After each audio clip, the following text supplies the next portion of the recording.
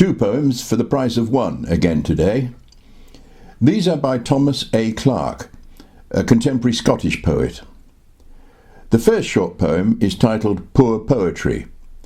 The second is about the wind and is untitled. They're requested by Mike Goodenough.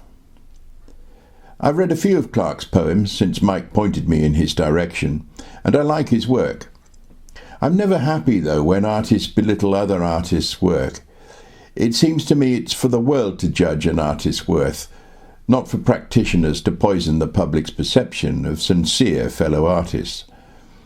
Often the vehemence with which some denounce their colleagues is proportional to the critic's insecurity, and they appear to believe that disliking an eminent artist will boost their own standing in the reputation stakes.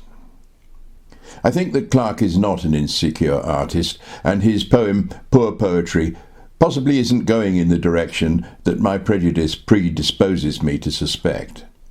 It certainly does not embarrass any individual, and its target is generic. Of course, it's more than possible that my closed mind is obscuring the subtlety of this poem, which can also be read as making my clumsy point that poetry does belong to the people, not to the critical elite, who, for dubious and contaminated reasons, may frown upon work which has a vigorous, meaningful, and purposeful life, and is passed from hand to hand.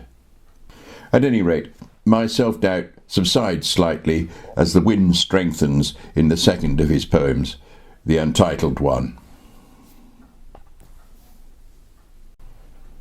Poor Poetry. A thin, inconspicuous poetry, persisting on the margins, a neglected, threadbare, hedgerow school of poetry, light and resourceful, a common or poor poetry. A poetry without glory, using plain diction, withdrawn from ambition, lacking in rhetorical skill, a spare poetry, not given by the culture, but passed from hand to hand. The untitled one. This is the wind that breaks the broom and strips the furs of blossom. This is the wind of decision. It is a wind without discretion, an intractable wind, an intransigent wind, a wind that blows in one direction. It punishes the thicket and disciplines the brake. It blows for its own sweet sake. This is the wind that reaches in to the mountain's granite vein, a wind that rocks the mind with pain.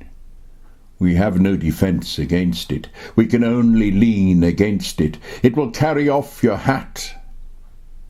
This is the wind that knows itself and sweeps up all before it. This is the prevailing wind.